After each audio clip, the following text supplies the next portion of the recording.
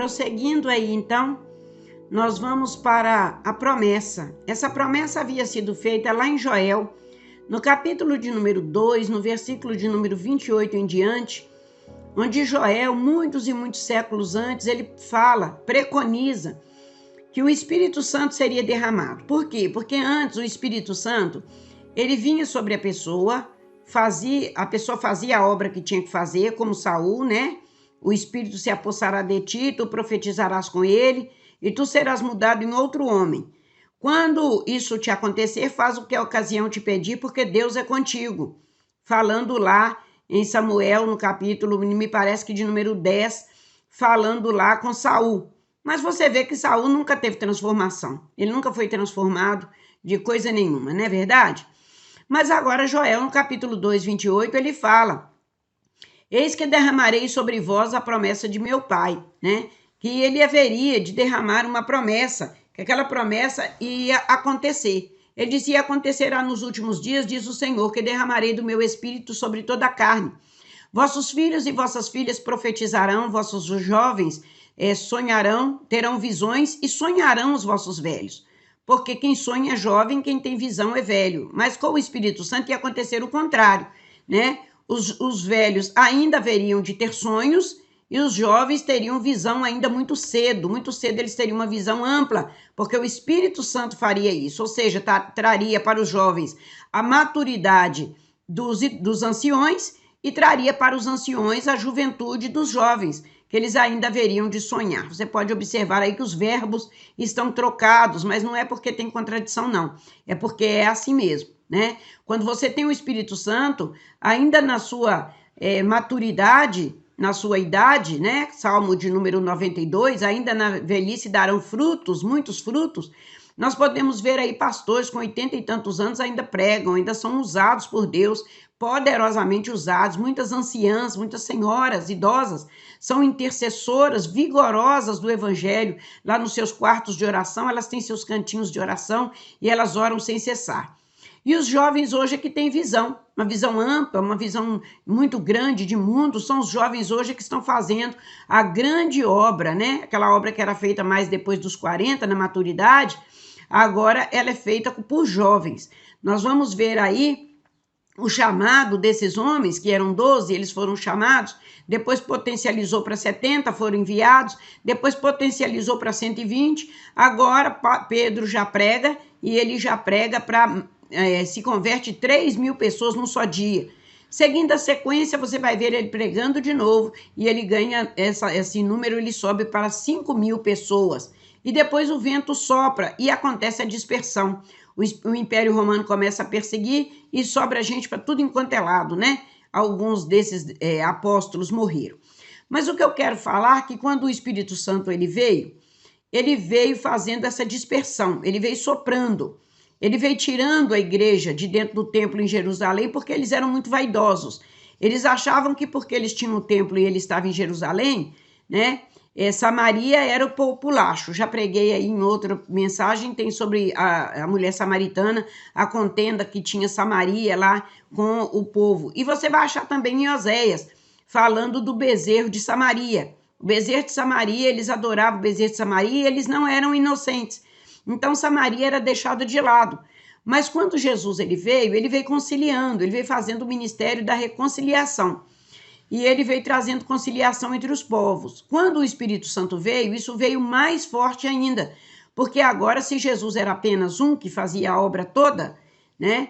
Agora eram 120 homens cheios do Espírito Santo lutando. Então prendiam um aqui, como eles fizeram com Pedro, que estava na prisão, mas a oração da igreja era muito forte, acontecia milagres extraordinários, e as pessoas nunca tinham visto milagre, elas eram muito carentes, porque o Império Romano era uma tirania, não dava assistência, nenhum tipo de assistência, não tinha nenhum tipo de infraestrutura, então não tinha água, não tinha luz, não tinha médico, não tinha analgésico, não tinha remédio para coisa nenhuma. A única e exclusiva solução para este povo deste tempo não tinha emprego.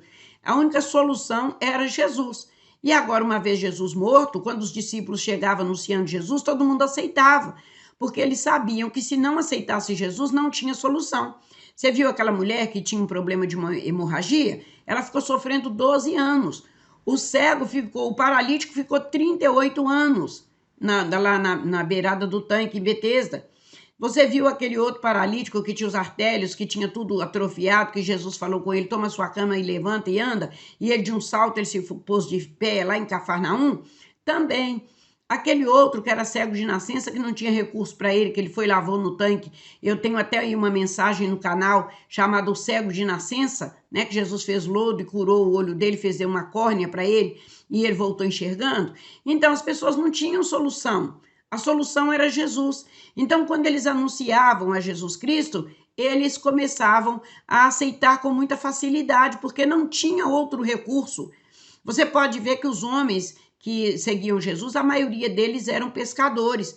Por quê? A maioria dos galileus eram trabalhadores, mas eles eram pescadores, porque o Império Romano tomava as terras todas, tomava todos os bens que eles tinham, através do imposto.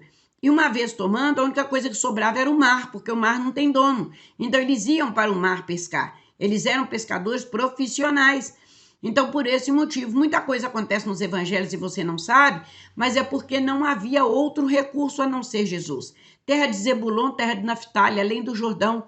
Galiléia dos gentios, o povo que andava em trevas viu grande luz, e aos que habitavam a região da sombra da morte, resplandeceu-lhes a luz. Você vai achar esse texto em Isaías, capítulo de número 9, versículo de número 1 em diante. Pois bem, nós vamos falar como que esse discípulo chamado Pedro, impulsivo, que Satanás queria peneirar ele, passar ele na peneira, né? Para ele sobrar, né? Ele ia sobrar mesmo e não ia ter solução para o caso dele. E Jesus falou: olha, você toma atento, você toma temência, porque Satanás está de olho em você. Ele quer te peneirar. Então você começa a buscar mesmo o Senhor, assim como nós hoje, o Covid está querendo peneirar muita gente da sua família. Você toma uma posição e começa a orar, porque Satanás ele não está brincando de ser Satanás. E ele não está brincando de matar, ele está matando mesmo. Mata novo, velho, criança, adulto, jovens, anciões, gente indouta, gente que tem letra, gente que não tem letra. Ele não está escolhendo cor, ele não está escolhendo raça, né? Ele está matando rico, ele mata pobre, com recurso, sem recurso. Então a peneira de Deus está passando na terra. E Satanás queria peneirar Pedro, e o Senhor Jesus falou: olha, eu intercedi por ti, para que isso não acontecesse. Você vai observar que ele estava dormindo na hora que ele precisava orar. Você vai observar que ele estava aquentando o fogo. Por qual que é a diferença desse Pedro agora intrépido, esse agora valente, esse agora que enfrenta o Império Romano, que enfrenta as pessoas, não é mais tímido, não é medroso, não corre, não foge, não esconde, não fica fazendo de besta, né? Fazendo de bobo, fazendo de morto, né? Ele se fazendo de morto lá, porque era isso que ele estava fazendo, né? Quando ele estava lá dormindo, fazendo de morto lá, que ele não estava nem aí, que o problema não era com ele. Nós temos aí uma mensagem também chamada O Perigo do Egoísmo, tá aí no canal. Foi a primeira mensagem que eu preguei aí no canal. Ele estava olhando só o lado dele, mas agora ele vê Jesus sendo crucificado, ele vê a profecia do galo cumprindo na vida dele, né? O galo significa orgulho. Quando o galo cantou, né? Quando cantou a pedra lá, ele despertou e ele foi chorar. Mas por que ele descobriu isso? Porque ele estava com o fogo, aquentando o fogo. O fogo não estava do lado de dentro, o fogo estava do lado de fora. Quando o fogo na sua vida ele está do lado de fora, ou seja, você vive de oração emprestada, oração de canequinha, acontece alguma coisa, você corre lá e pede oração, ora para mim, né? O crente 6 horas. 6 horas para mim, 6 horas para mim. O relógio dele nunca anda, né? Tá sempre nas 6 horas, sempre nas 6 horas. Você tá rindo, mas é verdade, oração emprestada. Não viva de oração emprestada, né? Não vive de água carregada, fure o seu próprio poço, porque você vai precisar, escuta isso que eu estou falando. As coisas estão acontecendo muito rápido. Agora, Pedro, ele deixa de ser um discípulo, aquele que aprende, e com toda essa transformação, essa metamorfose pela qual ele passou, pelo poder do fogo do Espírito Santo, né? Que veio e aqueceu o coração dele, entrou dentro dele mesmo, essa tocha acesa, o vento do Espírito soprou, lançou ele de um lado para o outro, pregando o evangelho, aí sim ele se tornou apóstolo. Então, um discípulo ele se torna apóstolo quando o fogo deixa de estar do lado de fora e começa a arder do lado de dentro. John Wesley ele disse: eu queria arder em fogo e queria que as pessoas me vissem queimando. Esse é o meu lema. Eu quero que as pessoas me vejam ardendo no fogo do Espírito Santo. Eu quero arder nesse fogo do Espírito Santo. Eu não quero que o fogo esteja do lado de fora. Por isso eu busco o poder do Evangelho para que o fogo ele queime do lado de dentro. E uma vez ele queimando, vai cumprir a profecia na sua vida. O Espírito Santo será derramado sobre você e tu serás mudado em outro homem, em outra mulher e profetizarás com eles. Você vai fazer parte deste povo cheio do Espírito Santo que anda falando a palavra de Deus por onde quer que eles andem. Você vai ver que o fogo se alastrou pela Panfilha, pela Bitínia, por todas essas regiões e chegou até os nossos dias. Saiu das fronteiras de Jerusalém, entre os judeus, através de Paulo, lá no capítulo 9, que ele tinha essa visão. Pedro era nacionalista, ele só pregava dentro de Jerusalém, Judéia, Samaria, mas veio Paulo trazendo a expansão do evangelho no capítulo 9, com uma visão extraordinária e levando o evangelho nas suas viagens missionárias, e este evangelho chegou até nós. Passou pela reforma protestante na década de 1500, através de Martim Lutero, que trouxe aí uma renovação, a reforma protestante.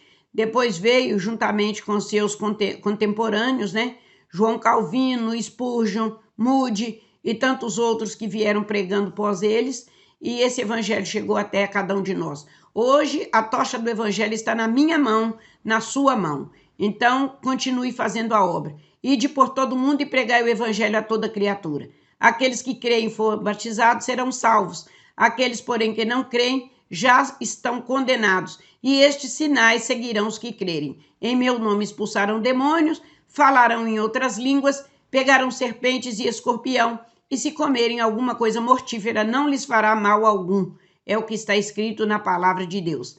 Também está escrito: ide por todo mundo e fazei discípulos em todas as nações, batizando-os em nome do Pai, do Filho e do Espírito Santo, e os ensinando a guardar todas as coisas que vos tenho ordenado. E eis que estou convosco todos os dias até a consumação dos séculos. Marcos, capítulo de número 16, versículo 15 em diante, e Mateus, capítulo 28, versículo de número 18, 19 em diante. Tenham todos um bom dia, uma boa tarde, uma boa noite, e fiquem na gloriosa paz do Senhor Jesus. Um beijo, a paz, tchau, tchau.